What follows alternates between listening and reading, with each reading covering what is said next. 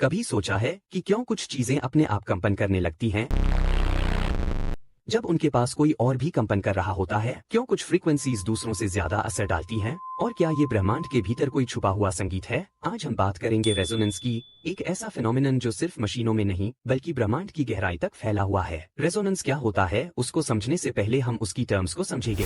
Oscillation, दोलन। जब कोई वस्तु अपनी एक स्थिर स्थिति रेस्ट पोजीशन से हटकर पहले एक दिशा में जाती है, फिर उसी रास्ते से होकर दूसरी दिशा में जाती है और अंत में वापस अपनी प्रारंभिक स्थिति में लौटती है, तो इस पूरे चक्र को एक ऑसिलेशन कहते हैं। जैसे झूला आगे गया, फिर पीछे आया और वापस वहीं पहुंचा, यह एक पूरा ऑसिलेशन कहलाता है। फ्रीक्वेंसी, आवृत्ति, किसी दोहराई जाने वाली घटना की संख्या प्रति सेकंड। अगर कोई वस्तु एक सेकंड में 400 बार वाइब्रेट करती है तो उसकी फ्रीक्वेंसी 400 हर्ट्ज होगी। नेचुरल फ्रीक्वेंसी, प्राकृतिक आवृत्ति, वह फ्रीक्वेंसी जिस पर कोई वस्तु स्वतः वाइब्रेट करती है जब उसे हल्का सा डिस्टर्ब किया जाए। एम्पलीट्यूड, प्रसार, जब कोई वस्तु अपनी स्थिर स्थिति से जितनी दूर जाती है उसे उसका एम्पलीट्यूड कहते हैं। रेजोनेंस क्या होता है? डेफिनेशन 1। रेजोनेंस का मतलब होता है किसी सिस्टम का अपने नेचुरल फ्रीक्वेंसी पर अत्यधिक कंपन करना जब उस पर वही फ्रीक्वेंसी की बाहरी ताकत बार बार अप्लाई होती है। डेफिनेशन 2। रेजोनेंस एक ऐसी स्थिति है जहां कोई सिस्टम उस फ्रीक्वेंसी पर बार बार एनर्जी पाता है जिस पर वह नेचुरली रिस्पॉन्ड करता है, जिससे उसका रिस्पॉन्स बहुत तेज हो जाता है। ये रिस्पॉन्स अलग अलग सिस्टम्स में अलग अलग रूप में दिखता है,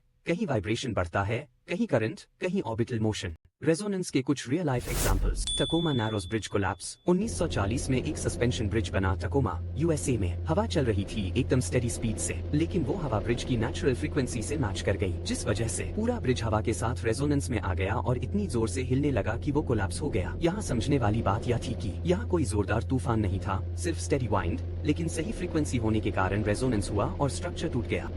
ग्लास ब्रेकिंग बाय साउंड। एक ग्लास बहुत छोटे छोटे पार्टिकल्स से मिलकर बनी होती है। उस ग्लास के पार्टिकल्स की भी एक नेचुरल वाइब्रेशनल फ्रीक्वेंसी होती है। जब ग्लास को उसकी नेचुरल फ्रीक्वेंसी पर वाइब्रेशन या साउंड मिलती है तो ग्लास मॉलिक्यूल्स धीरे धीरे बढ़ती हुई एम्पलीट्यूड से वाइब्रेट करते हैं और अंत में मॉलिक्यूल्स के बीच के बॉन्ड्स टूट जाते हैं, जिससे ग्लास टूट जाता है। क्यों होता है ऐसा? क्योंकि साउंड वेव कंप्रेशंस और रेफैक्शंस भेजती हैं और अगर वो ग्लास की नेचुरल फ्रीक्वेंसी से मैच हो जाएं तो डिस्ट्रक्टिव रेजोनेंस हो सकता है। Guitar strings, sympathetic resonance. अगर आप एक गिटार स्ट्रिंग को बजाते हैं तो वही फ्रीक्वेंसी अगर दूसरी स्ट्रिंग की नेचुरल फ्रीक्वेंसी से मेल खाए तो वह भी बिना छुए वाइब्रेट करने लगती है। इससे साबित होता है कि रेजोनेंस एनर्जी को बिना डायरेक्ट टच के भी एक जगह से दूसरी जगह ट्रांसफर कर सकता है। अब बड़ा सवाल, क्या रेजोनेंस सिर्फ एक मैकेनिकल फिजिकल प्रोसेस है या फिर ये नेचर की किसी हिडन हार्मनी का संकेत है? रेजोनेंस सिर्फ विज्ञान नहीं है, ये लैंग्वेज ऑफ द यूनिवर्स है। करंट, ग्रेविटी, फोटॉन्स, सब में रेजोनेंस हो सकता है, इसलिए यह एक यूनिवर्सल फेनोमेनन बन जाता है। जैसा कि निकोला टेस्ला ने कहा था, if you want to find the secrets of the universe,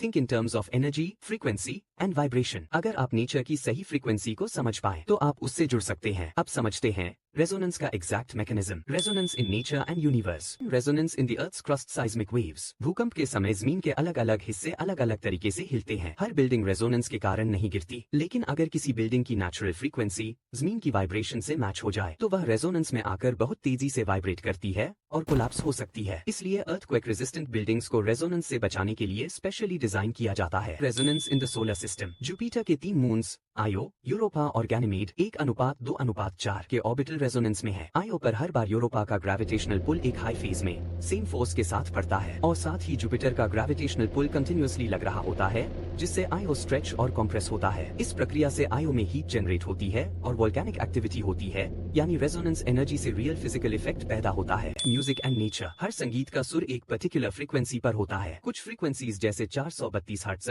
528 hertz को नेचुरल रेजोनेंस फ्रीक्वेंसीज माना जाता है, जो शरीर और मन को शांत करती है। बीस, बर्ड्स, व्हेल्स, सभी जीव जंतु कम्युनिकेशन के लिए स्पेसिफिक रेजोनेटिंग फ्रीक्वेंसीज का प्रयोग करते हैं। Resonance in consciousness, scientific spiritual view का ब्रेन वेव्स रेजोनेंस। मानव मस्तिष्क अलग अलग फ्रीक्वेंसी पर काम करता है, जैसे delta, theta, alpha, beta, gamma waves. जब कोई बाहरी साउंड, थॉट या चांट इन ब्रेन वेव्स से मैच करता है तो मस्तिष्क उसी फ्रीक्वेंसी में रेसोनेट करने लगता है। इसीलिए कुछ म्यूजिक या मंत्रास इंस्टेंट असर डालते हैं, क्योंकि वो ब्रेन को अपनी फ्रीक्वेंसी में खींच लेते हैं। Thought resonance, collective consciousness. कुछ वैज्ञानिकों और दार्शनिकों का मानना है कि थॉट्स भी वेव्स होती हैं। जब बहुत से लोग एक जैसे थॉट्स सोचते हैं तो वो कलेक्टिव रेजोनेंस पैदा करते हैं। सत्संग, कंसर्ट या ग्रुप मेडिटेशन में हम शांत हो जाते हैं क्योंकि हम उस कलेक्टिव फ्रीक्वेंसी से रेसोनेट करते हैं। Spiritual resonance, resonating with the universe. प्राचीन शास्त्रों और संतों के अनुसार जब व्यक्ति की चेतना इतनी शांत हो जाती है कि यूनिवर्सल फ्रीक्वेंसी से अलाइन हो जाए तो उसे परम सत्य की अनुभूति होती है। जैसे ट्यूनिंग फोक को सही फ्रीक्वेंसी मिले तो वो वाइब्रेट करता है, वैसे ही आत्मा को जब सत्य की फ्रीक्वेंसी मिलती है वो जागृत हो जाती है। Resonance, the secret language of the universe. Resonance हमें सिखाता है कब एनर्जी ट्रांसफर होता है, कब सिस्टम सिंक्रोनाइज होते हैं, कब साधारण चीजें असाधारण प्रभाव डालती हैं। जब आप किसी इंसान से कनेक्ट करते हैं और कहते हैं हमारी फ्रीक्वेंसी मैच होती है, वो भी एक रेजोनेंस ही है। Resonance, right energy at the right frequency at the right time. Vedanta में कहा गया है नाड़ा ब्रह्मा,